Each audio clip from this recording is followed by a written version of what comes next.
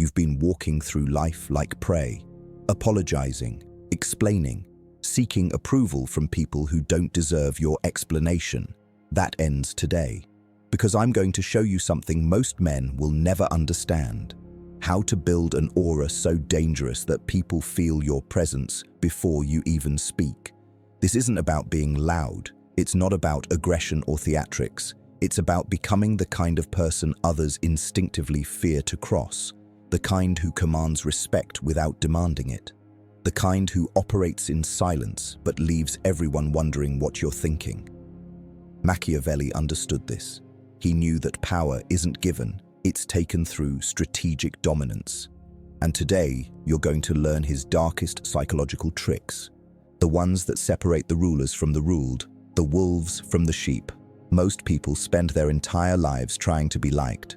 You're about to learn how to be feared and respected instead, how to move through rooms and conversations like a force of nature, how to make people second-guess themselves in your presence. This is the art of psychological warfare, and by the end of this video, you'll know exactly how to weaponize your silence, your composure, and your cold calculation. Drop a comment right now. I am untouchable. Let me see who's ready to transform. Number 2. The law of calculated silence. Let me tell you the first rule of building a dangerous aura. Stop talking. Seriously, you talk too much. You explain too much. You justify too much. And every word you waste is power you're giving away. Machiavelli said it best: never tell people more than they need to know, because the moment you over-explain yourself, you've already lost. Silence is your greatest weapon. It creates mystery. It forces people to fill the void with their own assumptions, their own fears, their own projections. When you're silent, people don't know what you're thinking. They don't know if you're analyzing them, judging them, or planning 3 steps ahead. And that uncertainty, that's where your power lives. Watch what happens when you stop rushing to respond. When someone attacks you verbally and you just stare at them for 3 seconds before replying, watch their confidence crumble. They expect a reaction. They expect emotion. Instead, you give them nothing. Cold, controlled, unshakable. This isn't about being rude or antisocial. It's about being strategic with your words. Speak only when it adds value. Speak only when it serves your purpose. The loudest person in the room is rarely the most powerful. The most powerful person is the one everyone is trying to read, the one who keeps their cards hidden, the one who listens, observes, and calculates while others babble and expose themselves. From this moment forward, you speak less and listen more. You let others reveal their weaknesses, their insecurities, their desperation. And you remain an enigma, a locked vault they'll never crack. Number 3, the art of emotional detachment. Here's what separates you from everyone else. They're ruled by emotion. You're ruled by logic. They react. You respond. They're puppets dancing on strings they don't even see. You're the one holding the scissors. Machiavelli knew that the man who controls his emotions controls the entire game. Because emotion is weakness. Emotion is predictable. And predictability is death in the world of power. When someone disrespects you and your blood boils, they've already won. When someone praises you and you light up like a child, they've found your lever. You need to become emotionally untouchable. Not cold for the sake of being cold, but detached enough that nothing and no one can manipulate you through your feelings. This is dark psychology at its core. You learn to compartmentalize, to separate what you feel from what you show, to smile when you're calculating revenge, to stay calm when you're 3 moves ahead. People will try to provoke you. They'll insult you, test you, push your buttons to see what you're made of. And every single time you react emotionally, you've handed them ammunition. But when you stay composed, when nothing they say or do cracks your exterior, you become terrifying. Because they can't control you, they can't predict you, they can't manipulate you. Look at the most powerful men in history. They weren't the ones screaming and losing control. They were the ones who stayed ice cold while everyone around them burned. They processed emotions privately and presented strategy publicly. From today, you start training yourself. When someone tries to anger you, you pause, you breathe, you smile if necessary, but you never give them the satisfaction of seeing you break. When someone tries to flatter you into compliance, you accept it politely but never let it cloud your judgment. You become the immovable object in a world full of emotional chaos. Number 4. The power of strategic intimidation. Now let's talk about something most people are too scared to admit. Intimidation works, not the loud, chest-puffing nonsense you see from insecure men. I'm talking about subtle, calculated intimidation that makes people think twice before crossing you. Machiavelli said it's better to be feared than loved if you cannot be both. And he was right. Because fear creates boundaries. Fear demands respect. Fear keeps people in line without you ever having to raise your voice. But here's the key. Your intimidation must be controlled. It must be precise. It must live in your presence, not in your words. It's in the way you hold eye contact just a second too long, the way you don't flinch when someone tries to test you, the way you move through space like you own it. It's in your posture. Stand tall, shoulders back. Take up space unapologetically. When you walk into a room, you don't shrink to make others comfortable. You expand. You own your territory, and people feel it on an instinctual level. It's in your voice. Speak slowly, deliberately. Lower your tone. When you rush your words, you communicate anxiety. When you speak with measured precision, you communicate power. Every sentence lands with weight. It's in your reactions, or rather, your lack of them. Someone insults you. You look at them like they're a child throwing a tantrum. Someone challenges you. You smile slightly, almost amused by their boldness. You never scramble. You never panic. You never show them they've gotten under your skin. This creates a reputation. People start to talk. They say you're intense, intimidating, dangerous to mess with. And that reputation does the work for you. You won't have to fight as many battles because people won't want to engage in the first place. But here's the balance. You must also know when to be warm. Strategic intimidation means you turn it on and off like a switch. You're charming when it serves you, cold when it protects you, unpredictable enough that people never quite know which version of you they're going to get. That uncertainty keeps them on edge, keeps them respectful, keeps them afraid to find out what happens if they push too far. Number 5. The principle of selective vulnerability. Here's where most men get it completely wrong. They think being untouchable means being closed off completely, being a stone wall, never showing anything human. That's not power. That's isolation, and isolation makes you predictable. Machiavelli understood something most people miss. The most dangerous men know exactly when to show vulnerability, not real vulnerability, strategic vulnerability, calculated exposure that serves a greater purpose. Listen carefully. When you never show any weakness, people don't trust you. They keep their distance. They build walls against you because they can't relate to perfection. But when you reveal small, carefully chosen vulnerabilities, you disarm them. You make them think they understand you. You make them think they've seen behind the mask. And that's when you have them exactly where you want them. This is manipulation at its finest. You share a story about a past failure, not your deepest shame. Just enough to seem human. You admit to a minor flaw, not something that destroys your credibility. Just enough to seem authentic. You let them see you tired occasionally, not broken, just real enough to be believable. And what happens? They lower their guard. They start to trust you. They think you're genuine because you've given them something, but you haven't given them anything real. You've given them a performance, a strategic reveal designed to make them feel closer to you while you remain completely in control. The key is selection. You choose what you show. You choose when you show it. You choose who sees it. A dangerous man reveals weakness to the right people at the right time for the right reason. Never randomly, never emotionally, always strategically. Think about it like this. A chess master sacrifices a pawn to win the game. You sacrifice small pieces of perceived vulnerability to gain trust, loyalty, or information. You give them something that costs you nothing but earns you everything. And here's the brutal truth. Most people are so starved for connection, so desperate to feel like they know you, that they'll take whatever scraps you give them and believe it's the whole meal. They'll think they've figured you out. They'll think they've gotten close. Meanwhile, you're 10 steps ahead, using their false sense of intimacy to your advantage. This is how you build alliances, how you gain followers, how you make people feel loyal to you without ever truly letting them in.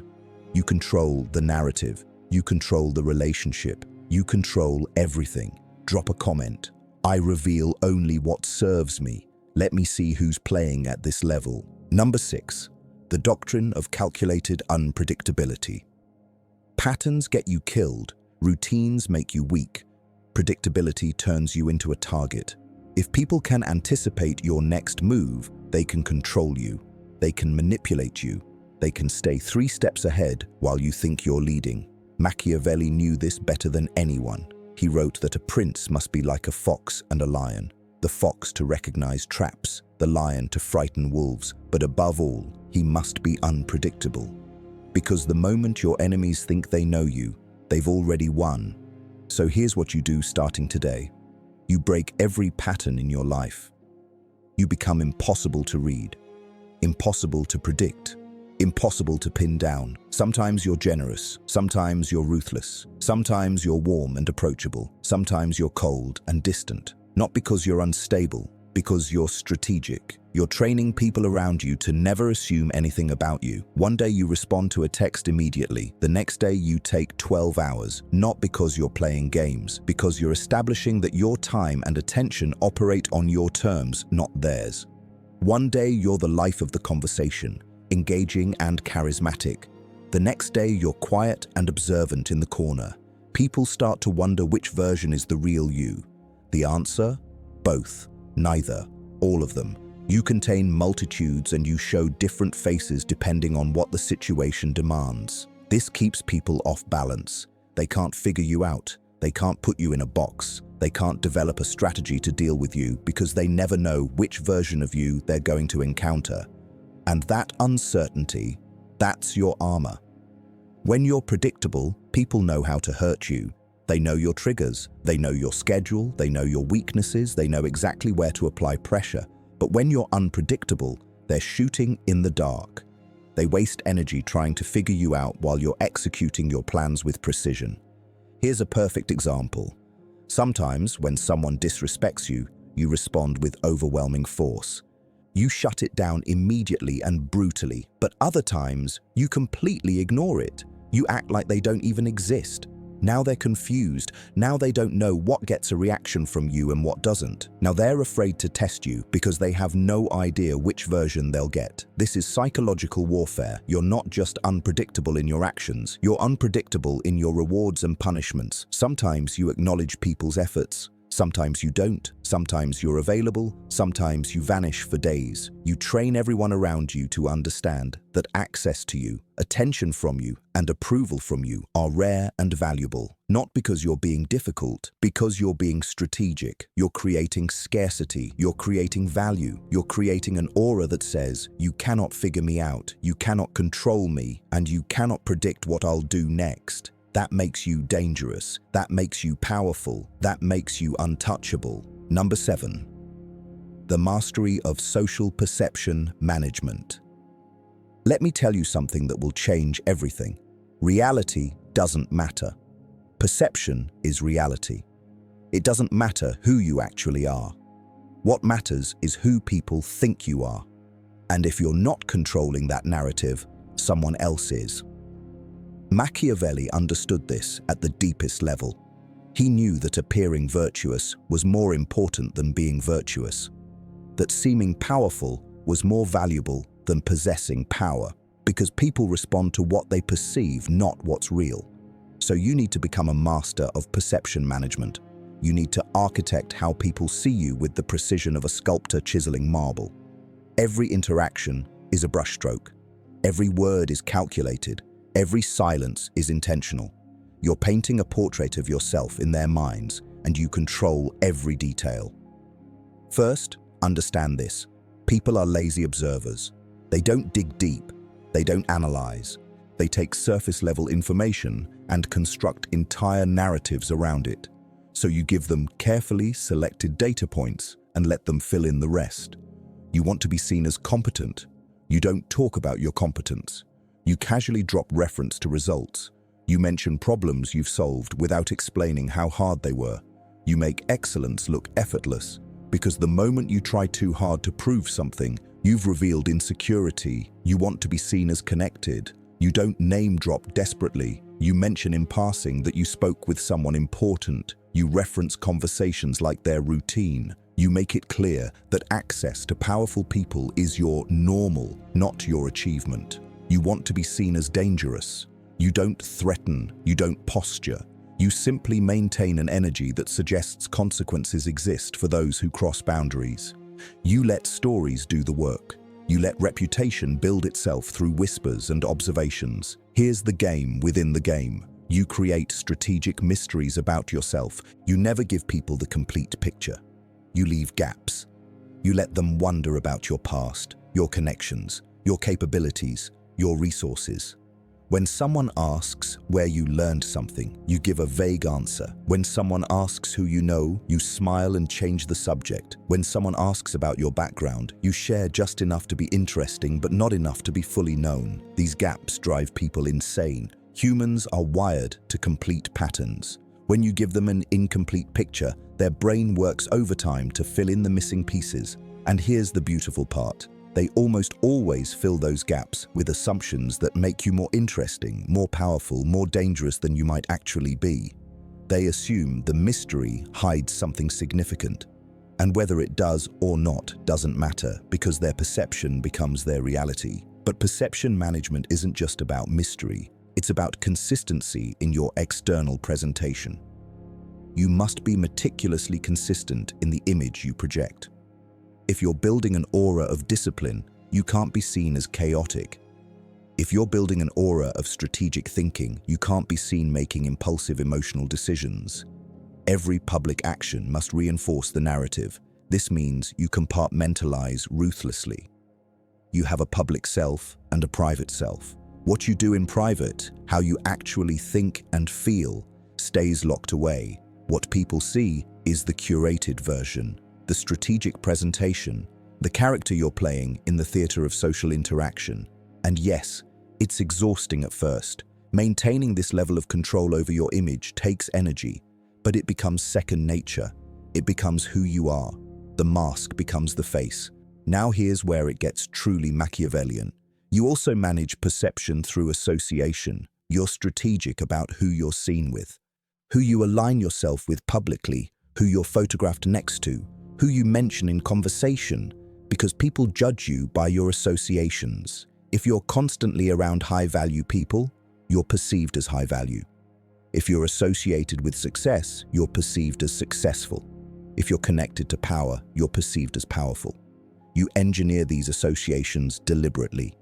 You position yourself in the right rooms, at the right events, in the right conversations, not desperately, not obviously, but strategically, over time, building a network of associations that elevate your perceived status. This is how empires are built, not through force alone, but through the masterful control of how you're perceived by the world. You become what people believe you to be, and you control what they believe. Number 8, the philosophy of strategic absence. Here's a truth that will separate you from 99% of men. Your absence must be more powerful than your presence. Most people do the opposite. They're always available, always responding, always showing up, always trying to prove their value through constant visibility. And in doing so, they become worthless. They become background noise. They become taken for granted. Machiavelli understood scarcity. He understood that value is determined not by what you give, but by what you withhold. The moment you're always there, always accessible, always willing to show up, you've trained people to expect you. And expectation kills mystique. It kills power. It kills respect. So you need to master the art of strategic absence. You need to become someone whose presence is an event, not a guarantee. Someone whose attention is a privilege, not an assumption. Someone whose time is so valuable that people feel honored when you choose to give it to them. This starts with understanding a fundamental principle. Attention is currency. And you've been giving it away for free to people who haven't earned it. Every time you immediately respond to a message from someone who doesn't respect your time, you're teaching them your time has no value. Every time you show up to something that doesn't serve you, you're telling the world you have nothing better to do. Every time you make yourself constantly available, you're advertising that you're not in demand. Stop it. Starting now, you operate on scarcity. You disappear strategically, not to play games, not to be manipulative for the sake of it, but because your time genuinely is valuable and you're allocating it with precision. When people reach out, you don't respond immediately anymore. You take your time. You respond when it's convenient for you. You train them to understand that access to you operates on your schedule, not theirs. When social events come up, you don't attend everything. You become selective. You show up when your presence adds value or when the opportunity serves your interests. Otherwise, you're busy. You're unavailable. You have other priorities. And here's what happens. People start to wonder. Where is he? What's he doing? Why isn't he here? Is he too important now? Did we do something wrong? Your absence creates questions. Questions create curiosity. Curiosity creates desire. Desire creates value. Soon, when you do show up, it means something. People notice, they pay attention, they appreciate it because they know you could have been anywhere else. You've turned your presence into a gift instead of an obligation. But this goes deeper than just social dynamics. Strategic absence means you also withdraw emotionally when necessary. When someone takes you for granted, you pull back. Not dramatically, not with announcements. You just become less available, less engaged, less invested. You create distance and let them feel what it's like when you're not there anymore. This is how you recalibrate relationships. When someone doesn't value you, you don't argue about it. You don't demand respect. You just remove your energy from the equation and watch what happens. 90% of the time, they come back. They realize what they had. They reach out trying to reconnect. And now, the power dynamic has shifted because they came to you. They revealed that your presence matters. They showed their hand. Now, you decide if they've earned you back or you don't engage at all, because some people don't deserve a second chance. Some relationships aren't worth the energy, and a man with a dangerous aura knows when to cut people off permanently. No explanation, no closure, just absence. Final and absolute. This is the ultimate power move. Ghosting someone who thought they had access to you. Disappearing from someone's life like you were never there. Not because you're petty, because you've calculated that they add no value to your journey and you're ruthlessly efficient with your energy. Think about the most powerful people you know. Are they constantly available? Are they always in your messages, always at every gathering, always eager to please? No. They're elusive. They're busy. They're focused on their empire. And when they do give you their time, you feel it. You value it. You remember it. That's the man you're becoming. Present when it matters. Absent when it serves you, operating with the scarcity that creates hunger. People will chase what they can't easily have. Make yourself impossible to fully possess. Number 9. The execution of ruthless boundaries. Now we arrive at the most critical element of building a dangerous aura. Boundaries. Not the soft, negotiable suggestions most people call boundaries. I'm talking about walls of reinforced steel that cannot be crossed without severe consequences. Machiavelli was explicit about this. He said that being too compassionate leads to disorder, that mercy, when misapplied, causes more harm than calculated cruelty. Because when you allow people to violate your boundaries without consequence, you're not being kind, you're being weak, and weakness invites exploitation. Let me be clear. Every single person in your life is constantly testing you. They're pushing against your limits to see what they can get away with. How much can they disrespect you before you react? How far can they push before you push back? How much can they take before you say no. These tests are constant, subtle, and relentless. And if you fail them, if you allow boundary violations to slide, you've communicated something catastrophic. You can be walked over. You don't respect yourself enough to defend your standards. You're negotiable. So you need to establish boundaries that are absolutely non-negotiable, and you need to enforce them with cold, immediate consequences. No warnings, no second chances, no long explanations about why you're upset. Just swift, decisive action that makes it crystal clear that crossing you has a price. Someone disrespects you, you don't argue, you don't explain why it's wrong, you simply cut them off. Remove your energy, end the conversation, walk away. You show them through action that disrespect equals immediate exile from your attention. Someone wastes your time, you don't complain about it. You just stop giving them access to your time. They text you, you don't respond. They want to meet, you're unavailable. You teach them that wasting your time means losing it entirely. Someone breaks a commitment to you, you don't give them another opportunity. One strike and they're out. Because a person who doesn't respect their word to you doesn't respect you, and you don't do business with people who don't respect you. Here's what most men get wrong. They think boundaries need to be explained, justified, and agreed upon. They think they need to have long conversations about why something bothered them and negotiate new terms. That's weakness disguised as communication. Strong boundaries are declared through action, not words. You don't announce your boundaries. You demonstrate them. You don't ask people to respect you. You show them what happens when they don't. You become someone with a reputation. People know that crossing you has consequences. They've seen others try and fail. They've watched you cut people off without hesitation. They've witnessed your willingness to walk away from anything that doesn't serve you, even when it costs you something. And this creates fear, healthy fear. The kind of fear that keeps people in line, the kind that makes them think twice before testing you, the kind that earns you respect by default because nobody wants to find out what happens if they violate your standards. But here's the sophisticated part. Your boundaries aren't emotional. You're not enforcing them out of anger or hurt feelings. You're enforcing them because you have standards and you refuse to operate below them. When someone crosses a line, you don't explode, you don't lecture. You don't seek revenge. You simply remove them from your life with the same cold efficiency as a surgeon removing a tumor. Clean, precise, final. This is what it means to have a dangerous aura. People know that your kindness, your time, your energy, and your presence are conditional. They're earned. They're maintained through respect. And they can be revoked in an instant if someone proves they're not worthy. You're not harsh for the sake of being harsh. You're simply unwilling to tolerate anything less than what you deserve.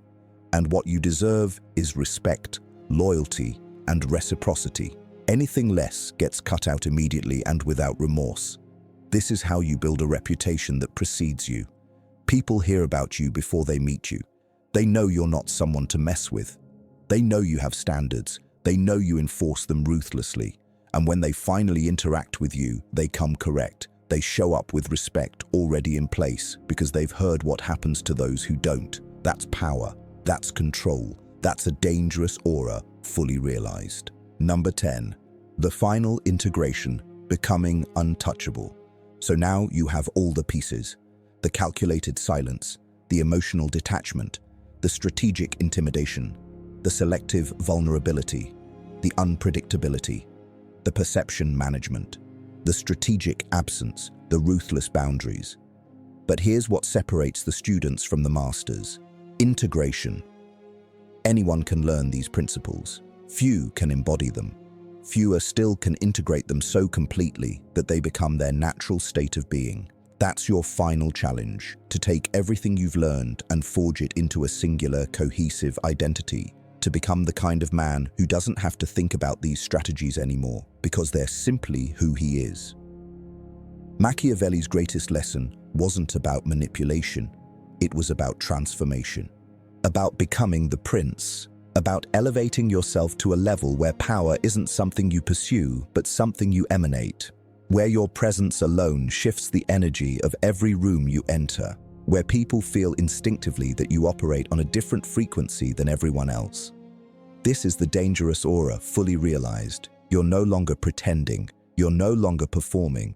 You've genuinely transformed into someone who cannot be manipulated, cannot be controlled, cannot be broken. Someone who moves through life with the quiet confidence of a man who knows exactly who he is and exactly what he's worth. You wake up every day and you choose power over comfort. You choose discipline over indulgence. You choose silence over explanation. You choose strategy over emotion. These aren't sacrifices, they're investments in the fortress you're building around your mind and your life. People will try to crack you. They'll test you. They'll push your buttons and probe for weaknesses. And every single time, they'll find nothing because you've become impenetrable. You've done the work. You've integrated the principles. You've transformed yourself into someone truly dangerous. Not dangerous because you hurt people. Dangerous because you cannot be hurt. Not dangerous because you're aggressive. Dangerous because you're calculated. Not dangerous because you're loud. Dangerous because your silence carries more weight than anyone else's words. This is your evolution. From the man who sought approval to the man who commands respect. From the man who reacted emotionally to the man who responds strategically. From the man who was predictable to the man who is unknowable. From the man who was accessible to the man who is exclusive. You are becoming untouchable. And when you fully embody this, when every principle we've discussed today becomes automatic, when you no longer have to think about how to respond because you've trained yourself to operate at this level instinctively, that's when you'll know you've arrived. That's when people will look at you and feel something they can't quite explain. A mixture of respect, fear, curiosity, and desire. They won't be able to articulate why you're different. They'll just know that you are. That you operate by different rules. That you exist on a different plane. Welcome to the Machiavellian mind. This is where boys become men. Where men become masters. Where masters become legends. You now have the knowledge. The question is, will you do the work? Will you commit to the transformation? Will you become the untouchable force you were always meant to be? Drop one final comment. I am the master of my reality. Let me see who's truly ready to ascend. And if this video opened your eyes, if you felt every word, if you're ready to continue this journey with me, do 3 things right now. Hit that like button. Subscribe to Machiavellian Mind and turn on notifications so you never miss the next lesson, because we're just getting started. The next level awaits, and only the committed will reach it. I'll see you in the next one. Stay dangerous.